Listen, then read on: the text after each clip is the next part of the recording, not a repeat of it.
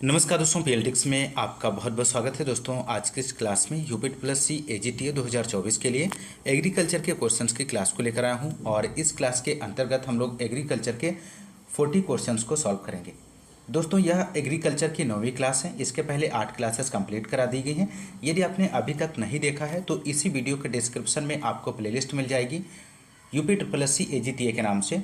तो आप वहाँ पर जाके आप लोग सभी क्लासेस जो 8 क्लासेस आपको पढ़ा दी गई हैं सभी आप देख लीजिए, क्योंकि बहुत ही महत्वपूर्ण प्रश्नों की श्रृंखला चल रही है जो कि आपके एग्ज़ाम के लिए बहुत ही महत्वपूर्ण साबित हो सकती है।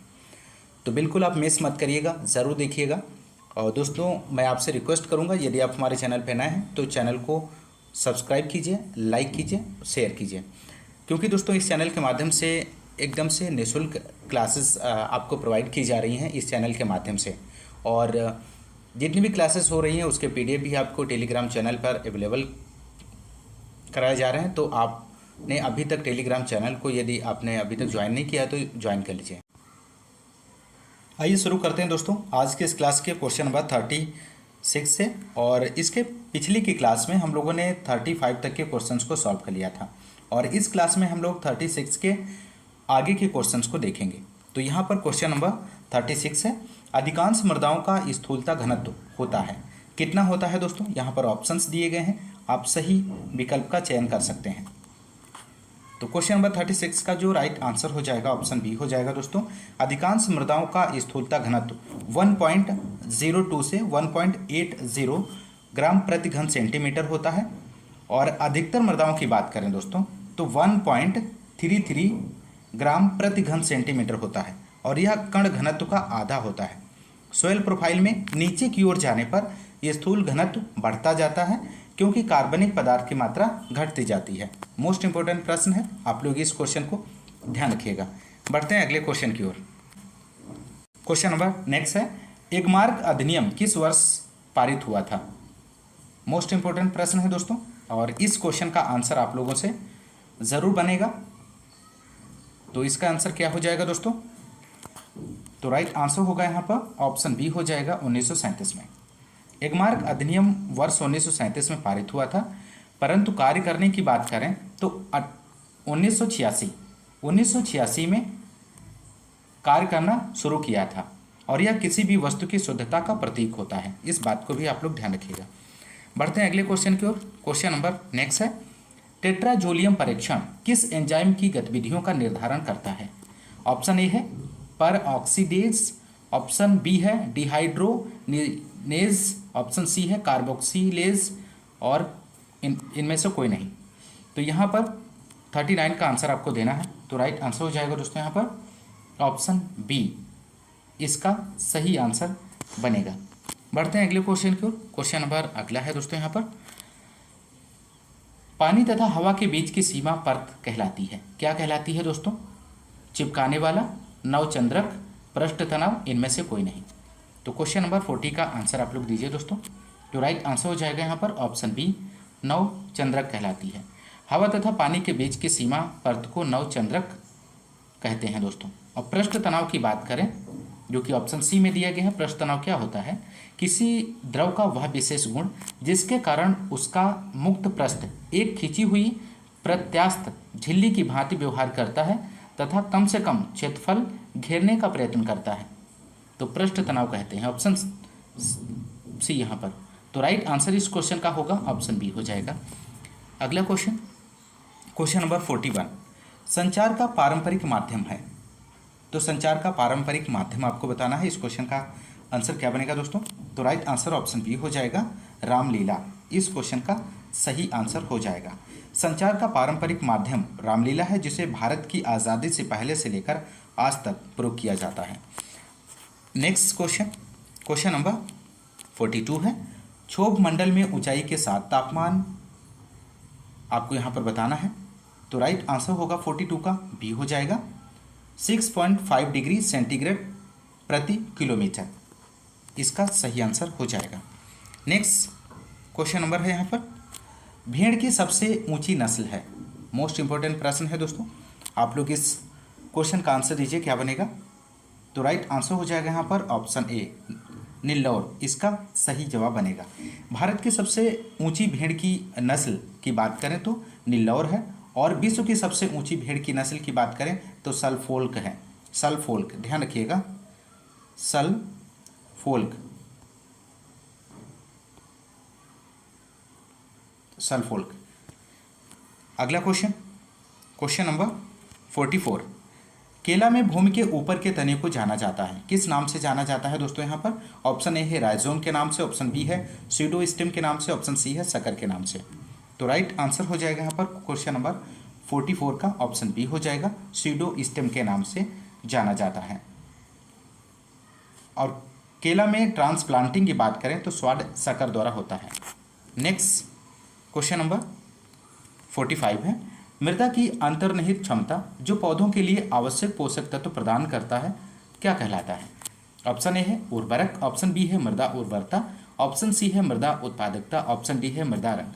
तो क्वेश्चन नंबर 45 का आंसर आप लोग दीजिए दोस्तों।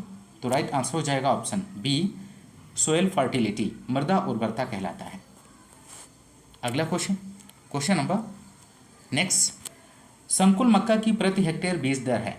तो संकुल मक्का की बीज दर आपको बताना है, यहाँ पर प्रति हेक्टेयर में दिया गया है। तो क्वेश्चन नंबर 46 का जो आंसर हो जाएगा ऑप्शन सी हो जाएगा, 18 से 20 किलोग्राम प्रति हेक्टेयर। और हाइब्रिड मक्का का बीज दर की बात करें तो 25 केजी प्रति हेक्टेयर, 25 केजी प्रति हेक्टेयर लगता है। और चारे के उद्देश्य से बुआई करने पर मक्का की बीज दर की बात करें तो 40 से 50 केजी प्रति हेक्टेयर लगता है बीज, ध्यान रखिएगा इस बात को। बढ़ते हैं अगले क्वेश्चन की ओर। क्वेश्चन नंबर नेक्स्ट है 47। यहाँ पर आपको फिल करना है, बकरी की एक नस्ल जो कि बकरियों में जर्सी के नाम से प्रसिद्ध है। मोस्ट इंपॉर्टेंट प्रश्न है दोस्तों, तो इस क्वेश्चन को भी आप लोग ध्यान रखिएगा, आप लोग इसका आंसर दीजिए क्या बनेगा दोस्तों। तो यहाँ पर क्वेश्चन नंबर 47 का जो राइट आंसर हो जाएगा ऑप्शन ए हो जाएगा न्यूबियन। बकरी की एक नस्ल जो कि बकरियों में जर्सी के नाम से जानी जाती है उसे एंग्लो न्यूबियन कहते हैं दोस्तों। और सानेन की बात करें तो बकरी की नस्ल को दूध की रानी के नाम से जाना जाता है।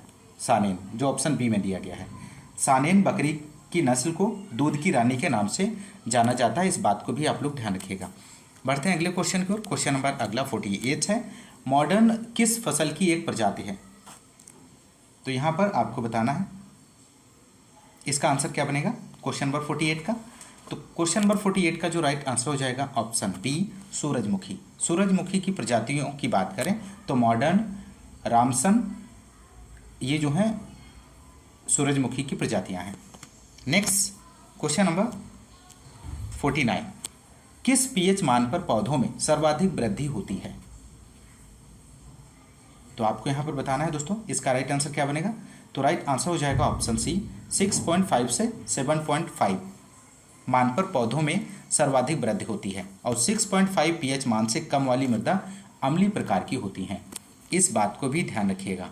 क्वेश्चन नंबर अगला है, पके आम के फलों का विशिष्ट गुरुत्व होता है, कितना होता है? 1 से कम होता है, 1 के बराबर होता है, 1 से अधिक होता है, इनमें से कोई नहीं। तो क्वेश्चन नंबर 50 का आंसर क्या बनेगा दोस्तों? तो यहाँ पे राइट आंसर हो जाएगा ऑप्शन सी, 1 से अधिक।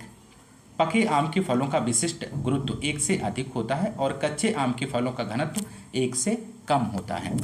अगला क्वेश्चन, क्वेश्चन नंबर 51 है, यहाँ पर आपको फिल करना है, एक स्थानिक संस्थापन उर्वरक अनुप्रयोग विधि का उदाहरण है, इनमें से कौन सा उदाहरण है? तो क्वेश्चन नंबर 51 का जो आंसर हो जाएगा ऑप्शन बी हो जाएगा, गोलिका अनुप्रयोग। गोलिका अनुप्रयोग एक स्थानिक संस्थापन।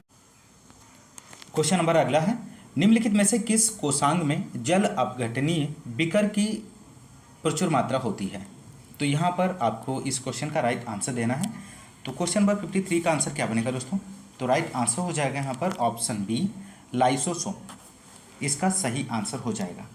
लाइसोसोम कोशिकांग में जल अपघटनीय बिकर प्रचुर मात्रा में पाया जाता है। अगला क्वेश्चन, क्वेश्चन नंबर 54, बगीचे की किस दिशा में वायु अवरोधी पौधे रोपित किए जाते हैं? ऑप्शन ए है पूर्व उत्तर, ऑप्शन बी है उत्तर पश्चिम, ऑप्शन सी है पूर्व दक्षिण, ऑप्शन डी है इनमें से कोई नहीं। तो यहाँ पर इस क्वेश्चन का आंसर आप लोग दीजिए दोस्तों। तो राइट आंसर ऑप्शन बी हो जाएगा, उत्तर पश्चिम में, इसका सही जवाब बनेगा दोस्तों। बगीचे की उत्तर पश्चिम दिशा में वायु अवरोधी पौधे रोपित किए जाते हैं, जिससे उत्तर एवं पश्चिम दिशा से चलने वाली गर्म हवाएं लू से बगीचे को बचाया जा सके। तो ऑप्शन बी यहाँ पर राइट आंसर हो जाएगा। बढ़ते हैं अगले क्वेश्चन की ओर। क्वेश्चन नंबर नेक्स्ट है, असंपीडित पदार्थ जो चट्टानों के ऊपर पाया जाता है, यहाँ पर आपको बताना है unconsolidated material overlying rocks is known as. तो यहाँ पर 55 का जो आंसर हो जाएगा ऑप्शन बी हो जाएगा, रिगोलिथ, इसका सही जवाब बनेगा दोस्तों। क्वेश्चन नंबर 57 है यहाँ पे दोस्तों, पीएच और काउ मिल्क इज, गाय के दूध का पीएच होता है। तो 57 का आंसर यहाँ पे हो जाएगा ऑप्शन बी 6.4 से 6.6। गाय के दूध का पीएच मान की बात करें तो 6.4 से 6.6 होता है, और भैंस के दूध के पीएच मान की बात करें तो 6.7 से 6.8 होता है। आप लोग ध्यान रखिएगा। अगला क्वेश्चन, क्वेश्चन नंबर 58 है, निम्न में से कौन सी ग्रामीण विकास परियोजना स्वतंत्रता से पूर्व शुरू की गई थी? मोस्ट इंपोर्टेंट प्रश्न है दोस्तों। तो यहाँ पर इस क्वेश्चन का आंसर आप लोग दीजिए। तो राइट आंसर हो जाएगा ऑप्शन डी, सहकारिता आंदोलन, इसका राइट आंसर बनेगा दोस्तों।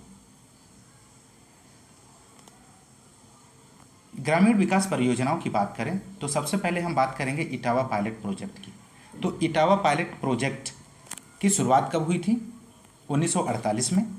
सहकारिता आंदोलन 1904 में, और सामुदायिक विकास परियोजना की शुरुआत हुई थी दोस्तों 1952 में, और राष्ट्रीय प्रसार सेवा 1953 में।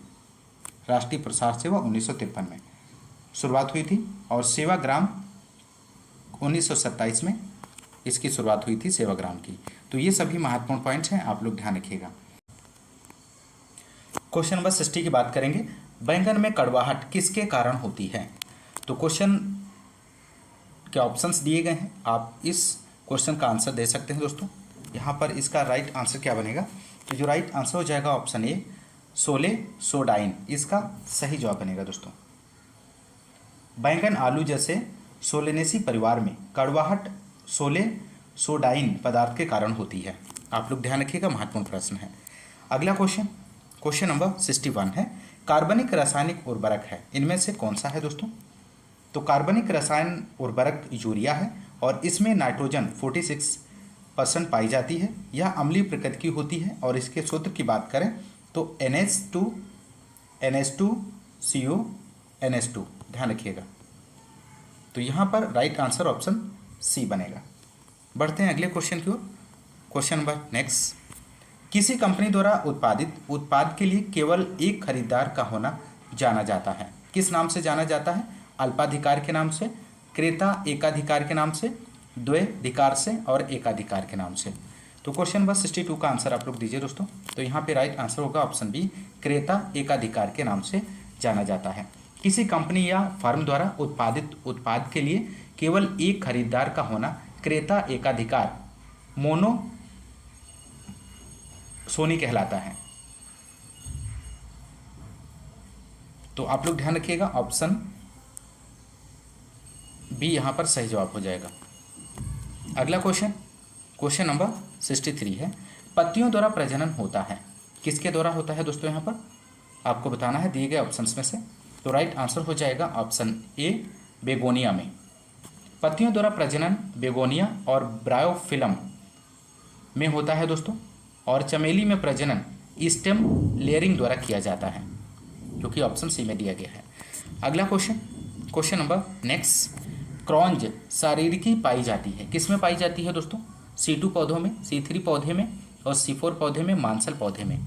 तो यहाँ पर 64 का जो आंसर होगा ऑप्शन सी, C4 पौधे में। क्रंज शारीरिकी C4 प्रकार के पौधे में पाई जाती है, और C4 प्रकार के पौधों की बात करें तो यहाँ पर ज्वार हो जाएगा, बाजरा, गन्ना, मक्का, चौलाई। और C3 पौधे के अंतर्गत कौन कौन सी फसलें आएंगी? चावल, गेहूं, कपास, जौ। आप लोग ध्यान रखिएगा। अगला क्वेश्चन, क्वेश्चन नंबर 65, बीज में फाइटिक अम्ल और फाइटिन के रूप में भंडारित होने वाला पोषक तत्व जाना जाता है, किस नाम से जाना जाता है? तो यहाँ पे राइट आंसर ऑप्शन सी हो जाएगा, फास्फोरस के नाम से जाना जाता है। क्वेश्चन नंबर नेक्स्ट,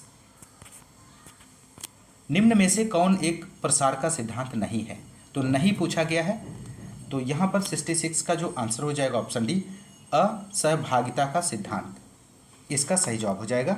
प्रसार के सिद्धांत की बात करें तो करके सीखने का सिद्धांत, सहभागिता का सिद्धांत, नेतृत्व का सिद्धांत, अभिरुचि एवं आवश्यकता का सिद्धांत भी होता है, मूल्यांकन का सिद्धांत आता है और भागीदारी का सिद्धांत भी आता है, लेकिन असहभागिता का सिद्धांत प्रसार का सिद्धांत नहीं है, जो कि ऑप्शन डी में दिया गया है। तो आप लोग ध्यान रखिएगा, महत्वपूर्ण प्रश्न है। क्वेश्चन नंबर अगला, बछड़े के बधियाकरण का सही समय है, आपको बताना है। तो यहाँ पर राइट आंसर जो होगा ऑप्शन सी हो जाएगा, 8 से 10 सप्ताह, इसका सही जवाब बनेगा। बछड़े के बधियाकरण का सही समय 3 से 10 सप्ताह की उम्र या 8 से 10 सप्ताह की उम्र पर करते हैं। अगला क्वेश्चन नंबर नेक्स्ट, मीसोफिल तथा बंडल शीत पाए जाते हैं, किसमें पाए जाते हैं? पौधे की तने में, पौधे की जड़ में, पौधे की पत्ती में, पौधे के फल में।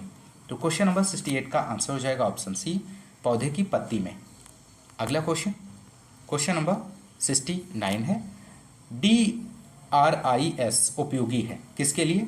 लंबी अवधि की फसलों के लिए, अल्प अवधि फसलों के लिए, तिलहनी फसलों के लिए, सब्जी फसलों के लिए। तो क्वेश्चन नंबर 69 का आंसर क्या बनेगा दोस्तों? तो यहाँ पर राइट आंसर हो जाएगा ऑप्शन ए, लंबी अवधि की फसलों के लिए उपयोगी होता है और इसके द्वारा पौधे में पोषक तत्व की सांद्रता की गणना करने में प्रयुक्त होते हैं। अगला क्वेश्चन नंबर 70 है, टाइफून विधि से सिंचाई किस फसल में प्रयोग करते हैं? मोस्ट इंपॉर्टेंट प्रश्न। तो आप लोग इस क्वेश्चन का आंसर दीजिए, क्या बनेगा? तो राइट आंसर हो जाएगा ऑप्शन डी, गन्ना। टाइफून विधि से सिंचाई गन्ना की फसल में प्रयोग करते हैं। महाराष्ट्र में गन्ने की फसल में यह विधि सर्वाधिक अपनाई जाती है और इस विधि से नियंत्रित मात्रा में पानी, उर्वरक एवं कीटनाशी रसायन प्रभावी ढंग से प्रयोग किए जा सकते हैं। क्वेश्चन नंबर अगला 71 है, प्रसार शिक्षा का उद्देश्य है।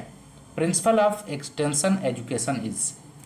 तो क्वेश्चन नंबर 71 का जो आंसर हो जाएगा option A, learning by doing, करके सीखना।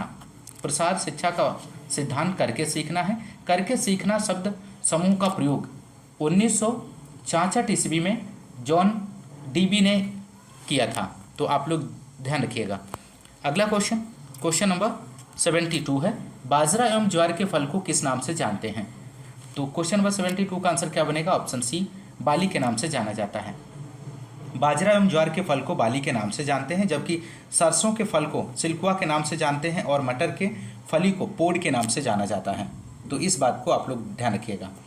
बढ़ते हैं अगले क्वेश्चन की ओर। क्वेश्चन नंबर अगला 73 है, फूल गोभी का पुष्पक्रम कहलाता है, क्या कहलाता है दोस्तों? महत्वपूर्ण प्रश्न है।